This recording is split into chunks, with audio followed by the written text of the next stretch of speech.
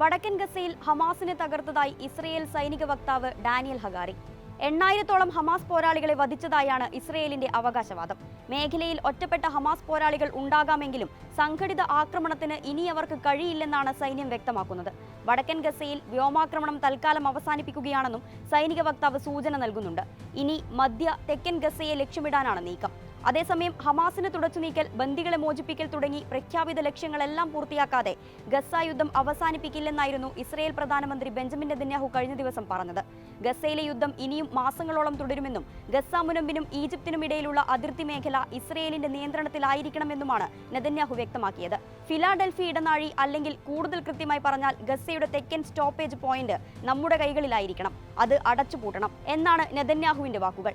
October 7-ന് അതിർത്തി കടന്ന് യുദ്ധത്തിന് തുടക്കമിട്ട പലസ്തീൻ തീവ്രവാദി സംഘം നടത്തിയ കൊലപാതകങ്ങളും തട്ടിക്കൊണ്ടുപോകലുകളും ആവർത്തിക്കാതിരിക്കാൻ ഗസയിലെ ഹമാസിനെ നശിപ്പിക്കാനും പ്രദേശത്തെ സൈനികവൽക്കരിക്കാനും വിഘടനവൽക്കരിക്കാനും ഉദ്ദേശിക്കുന്നതായി നെതന്യാഹു കൂട്ടിച്ചേർത്തിരുന്നു.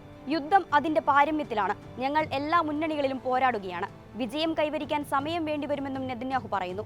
ആക്രമണത്തിന്റെ ശക്തി കുറച്ച് യുദ്ധത്തിന്റെ 3-ാം ഘട്ടത്തിലേക്ക് കടക്കാനും യുദ്ധാനന്തര ഗസയുടെ ഭരണം പിടിക്കാനുമാണ് ഇസ്രയേൽ പദ്ധതി തയ്യാറാക്കുന്നത്. തെക്കൻ ഗസയിലും വടക്കൻ ഗസയിലും വെവ്വേറെ യുദ്ധതന്ത്രങ്ങൾ പ്രയോഗിക്കുമെന്ന് ഇസ്രയേൽ പ്രതിരോധ മന്ത്രി യോവ് ഗാലന്റ് വ്യക്തമാക്കിയിരുന്നു. വടക്കൻ മേഖലയിൽ നിന്ന് ഹമാസ് പോരാളികളെ ഇല്ലാതാക്കാനും തെക്കൻ ഗസയിലെ തുരങ്കങ്ങൾ തകർക്കാനും വ്യോമ കര ആക്രമണങ്ങൾ ശക്തിപ്പെടുത്താനുമാണ് തീരുമാനമെന്നായിരുന്നു ഗാലന്റ് പറഞ്ഞത്. ഗാലന്റിന്റെ പദ്ധതിക്ക് ഇസ്രയേൽ മന്ത്രിസഭയുടെയും യുദ്ധമന്ത്രിസഭയുടെയും അനുമതി ലഭിക്കേണ്ടതുണ്ട്. ടെല്ലവീവിലെത്തുന്ന US വിദേശകാര്യ സെക്രട്ടറി ആന്റണി ബ്ലിങ്കനുമായുള്ള ചർച്ചയിൽ ഇക്കാര്യം വിഷയമാകും. യുദ്ധത്തിൽ ഹമാസിനെ പരാജയപ്പെടുത്തിയാൽ ഇസ്രയേൽ നിയന്ത്രിത പലസ്തീൻ അതോറിറ്റിയെ ഭരണമേൽപ്പിക്കാനാണ് പദ്ധതി. ഗസയുടെ പുനർനിർമ്മാണത്തിൽ അമേരിക്കയും മറ്റു രാജ്യങ്ങളും പങ്കാളികളാകുമെന്നും ഇസ്രയേൽ വ്യക്തമാക്കുന്നു. എന്നാൽ കൃത്യമായി ഹമാസ് കേന്ദ്രങ്ങളെ മാത്രം ലക്ഷ്യമിട്ട് സിവിലിയൻ മരണങ്ങൾ കുറക്കണമെന്നാണ് അമേരിക്ക മുന്നോട്ട് വയ്ക്കുന്ന ആവശ്യമെന്നാണ് റിപ്പോർട്ടുകൾ. അതിനിടെ ഇസ്രയേൽ സൈന്യം വെസ്റ്റ് ബാങ്കിൽ ആക്രമണം വ്യാപിപ്പിച്ചിരിക്കുകയാണ്. ജനിനിൽ ഡ്രോൺ ആക്രമണത്തിൽ 4 സഹോദരങ്ങളടക്കം 6 പേർ കൊല്ലപ്പെട്ടു. വെസ്റ്റ് ബാങ്കിൽ സ്ഫോടനത്തിൽ ഒരു ഇസ്രയേൽ സൈനികനും കൊല്ലപ്പെട്ടിട്ടുണ്ട്. ജനിൻ, ഹെബ്രോൺ, ഗൽഗിലിയ, ജെറീജോ തുടങ്ങി വിവിധ സ്ഥലങ്ങളിൽ സൈന്യം വ്യാപക പരിശോധനയും നടത്തുന്നുണ്ട്. അതേസമയം ഗസ യുദ്ധത്തിൽ വൻ തിരിച്ചടികളാണ് ഇസ്രയേൽ സേന നേരിട്ടത്. IDF വലിയ തോതിൽ സൈനികരെ പിൻവലിക്കുന്നുവെന്ന വാർത്തകൾ വരെ വന്നു.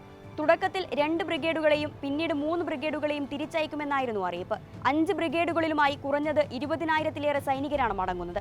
എന്നാൽ സൈനികരെ പിൻവലിക്കുന്നത് യുദ്ധത്തിന്റെ 3-ാം ഘട്ടം ആരംഭിക്കുന്നതിന്റെ ഭാഗമാണെന്നാണ് ഇസ്രയേലിന്റെ വിശദീകരണം.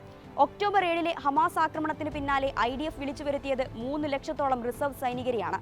സിവിൽ ജീവിതത്തിൽ മറ്റ് ജോലികൾ ചെയ്തിരുന്ന ഇത്രയും പേർ സൈനിക സേവനത്തിലേക്ക് എത്തിയത് ഇസ്രയേലിനെ സാമ്പത്തികമായും ബാധിച്ചിരുന്നു. പ്രതിദിനം $220 ദശലക്ഷം യുദ്ധത്തിനായി ഇസ്രയേലിന് ചെലവാകുന്നതെന്നാണ് കണക്കുകൾ സൂചിപ്പിക്കുന്നത്.